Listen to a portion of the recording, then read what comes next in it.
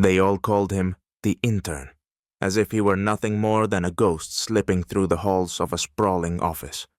No one knew that this young black man, overlooked and underestimated, was silently watching, uncovering every flaw and weakness in the company that dismissed him. When they mocked him at the corporate event, he left the humiliation behind, preparing to return with a truth so sharp it left even the highest ranks speechless. What he did next would shock even the most seasoned among them. But let's start at the beginning.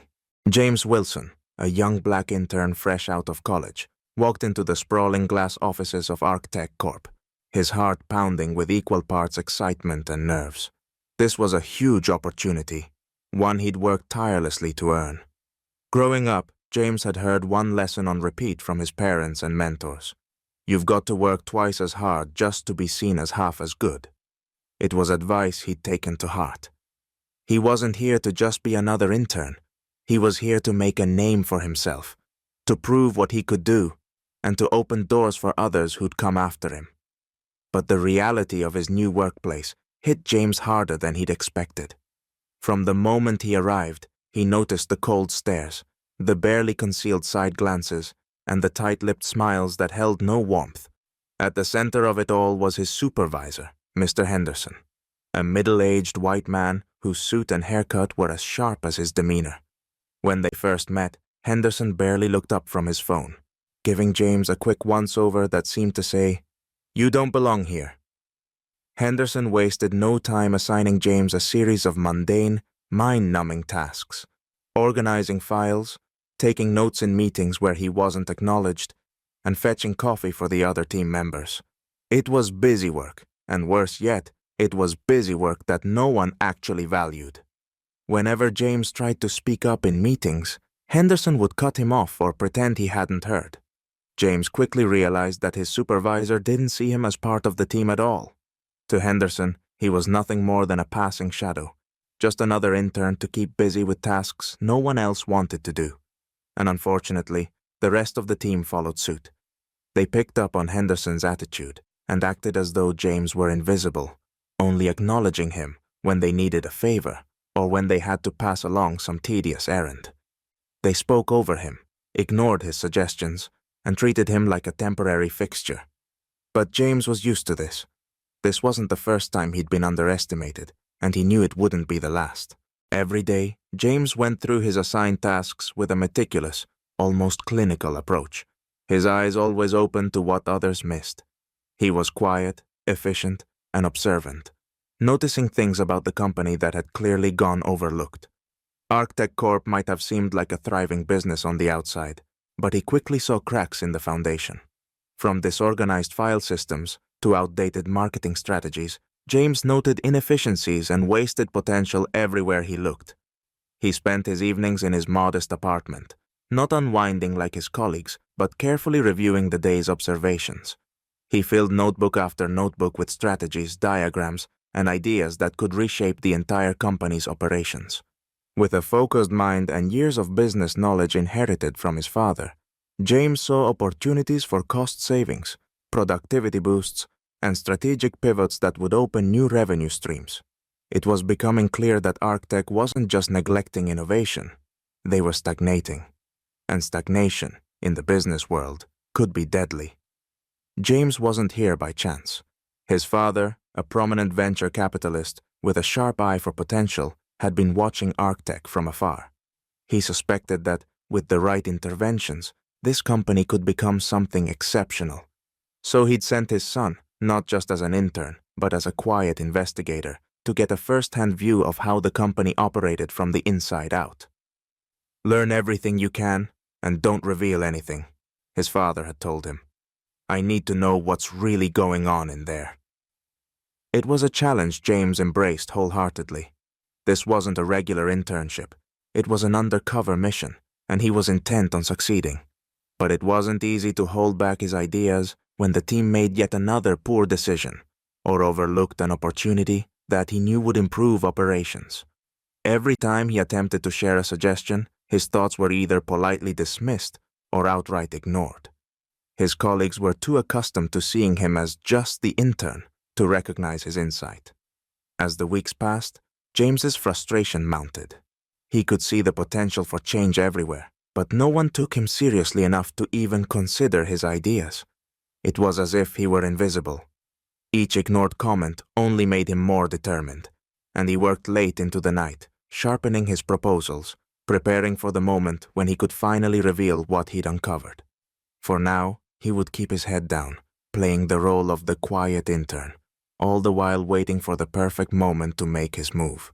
The annual ArcTech corporate gathering was supposed to be a celebration of teamwork, innovation, and progress. Held in the luxurious ballroom of a high-end downtown hotel, the event was meticulously planned, complete with gourmet catering, an open bar, and grand presentations. Employees from every department were in attendance, dressed in their finest, ready to cheer on the achievements of the past year. For James, it was a chance to observe his colleagues in a different light and, just maybe, an opportunity to finally be acknowledged for his hard work and ideas. But he quickly realized that tonight would be no different. At the front of the room stood Mr. Henderson, suited up and smug, commanding the crowd's attention as he launched into a presentation about ArcTech's successes over the past year.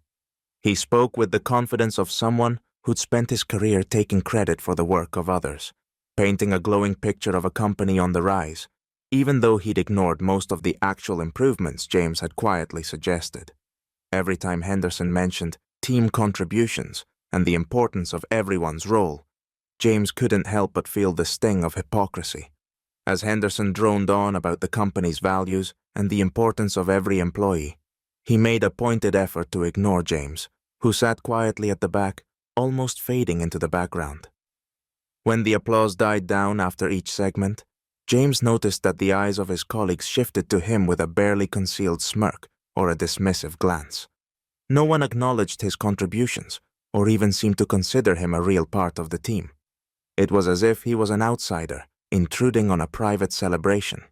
Then, in an almost calculated move, Henderson made a snide remark about the inexperienced interns, who still had so much to learn about the corporate world. His voice was dripping with condescension as he chuckled, casting a fleeting glance in James's direction. The room erupted in polite laughter, and James could feel the mocking gazes turning his way. He saw a few of his colleagues exchange knowing looks, their amusement thinly veiled behind polite smiles. Some even looked directly at him, as if sharing an inside joke. James felt his jaw clench, but he kept his face impassive, refusing to give them the satisfaction of seeing him react. However, beneath his composed exterior, a storm was brewing. Every dismissive glance, every snicker from his colleagues, and Henderson's self-satisfied grin added fuel to the quiet fire building within him. James had spent weeks observing, analyzing, and preparing strategies that could have pushed ArcTech forward. Yet all his efforts were reduced to nothing more than a punchline in a room full of people who didn't see his potential. He endured the rest of the evening in silence, watching as the same people who dismissed his ideas toasted to successes they hadn't truly earned. But as he sat there, a sense of purpose solidified within him. This night of humiliation was the final piece he needed to complete his plan. He knew that his opportunity to reveal the truth was close, and he was ready. The fire in his eyes was no longer just a flicker. It was a blaze, and soon enough, they would all see exactly who they had underestimated. Tea was midweek when James decided the time had come to pull the curtain back. He'd spent the previous evening meticulously organizing his notes and reviewing the proposals he'd crafted over weeks of late nights. Every suggestion, every inefficiency he'd identified, was laid out in precise detail. This was the moment he'd been waiting for, the moment to make it all count.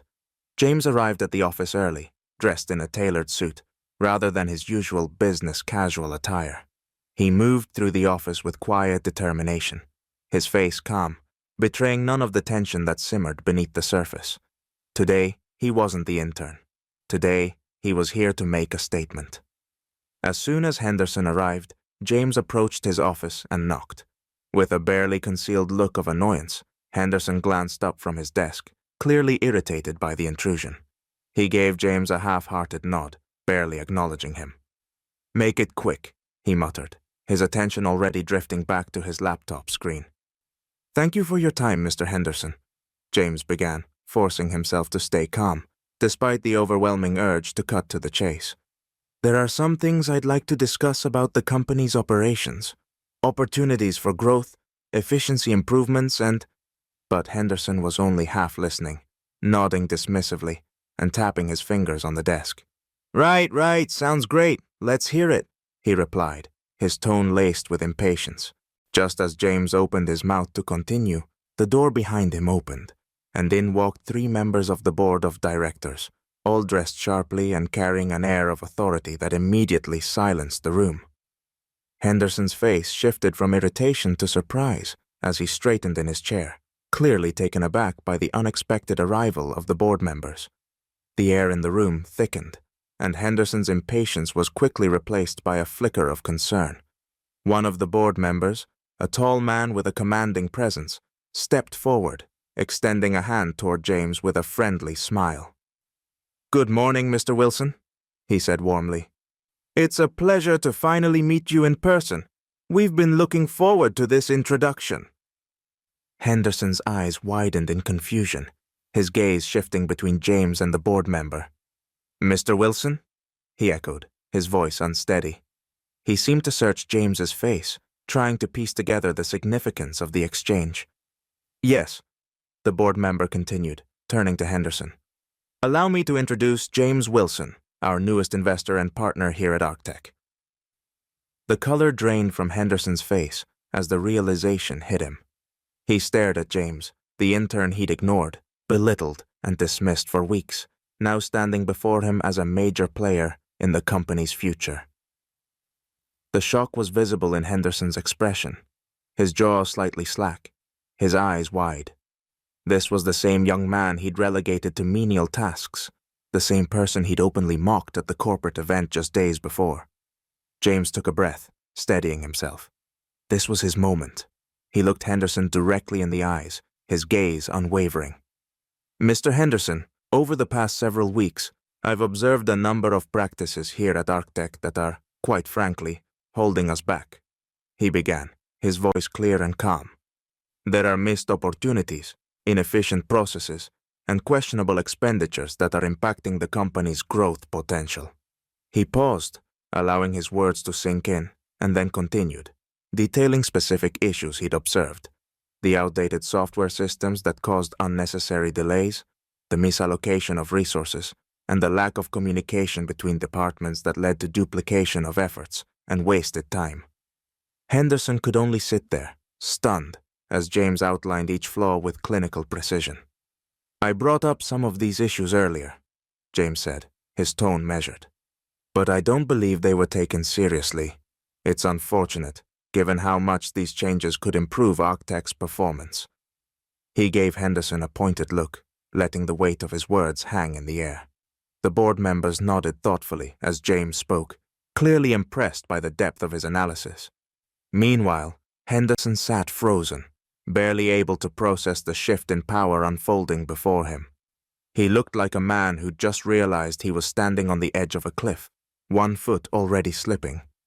"And I believe," James concluded, "that with the right adjustments, ArcTech has the potential to reach new heights. I'm committed to working alongside the board to implement these changes and help this company achieve the success it deserves." The silence in the room was thick as everyone absorbed the significance of the moment. James had gone from being the overlooked intern to the man with the power to reshape ArcTech's future. As he looked around the room, he saw a mix of admiration, respect, and on Henderson's face, a dawning sense of dread. This was only the beginning. The days following the revelation were tense, to say the least. Word spread quickly through the office. Mr. Henderson had been forced to step down. The board, once they'd absorbed James's thorough assessment, had wasted no time in taking action. Henderson's mishandling of valuable talent and his dismissive attitude toward improvement had left no room for excuses. The very next day, he was gone, his nameplate removed from the office door and his desk cleared. For the employees of ArcTech, the news was both shocking and strangely satisfying. Many of them had quietly endured Henderson's arrogance, his dismissive attitude, and his refusal to adapt. but none of them had anticipated that the soft-spoken intern they'd barely noticed would be the one to initiate this transformation. James, meanwhile, didn't bask in the upheaval. He saw Henderson's removal not as a personal victory, but as a necessary step to turn ArcTech into the company it had the potential to be.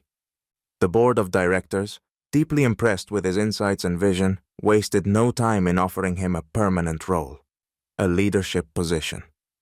They appointed James as the new head of strategic initiatives, giving him the authority to implement his ideas and work closely with department heads to enact change.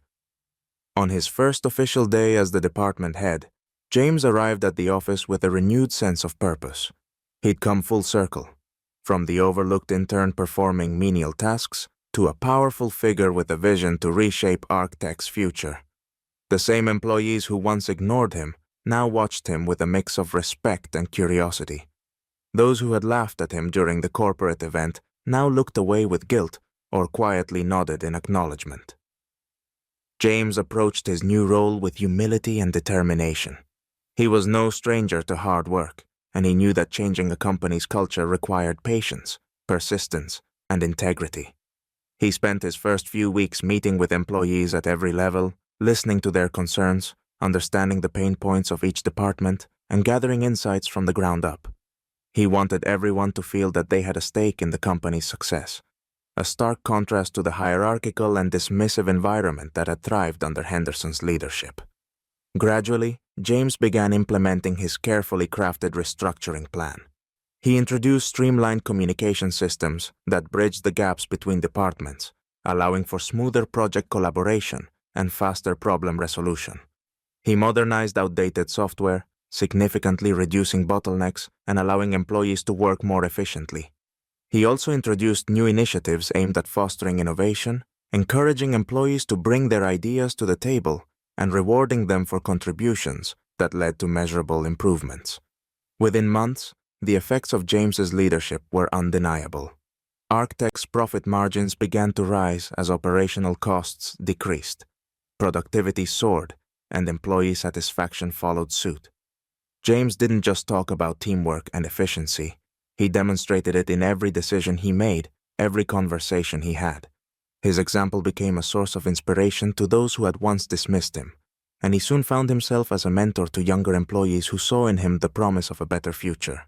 As the company's reputation grew, James's own journey became something of a legend within ArcTech. People spoke of him as the intern who transformed the company, a figure who defied expectations and showed the true value of looking beyond appearances. His colleagues, who had once snickered at his suggestions and brushed off his contributions, now saw him as a symbol of resilience and strength. They understood that underestimating someone based on appearances, assumptions, or position was a mistake they would not make again. ArcTech thrived under James's leadership, and as the company grew, so did the respect and admiration he earned from his team. James's transformation from an invisible intern to a respected leader had not only reshaped the company, but had also set a new standard of integrity, respect, and inclusivity. He had become a living testament to the power of resilience and vision, and his success reminded everyone at ArcTech of a simple but profound truth. Greatness can come from the most unexpected places.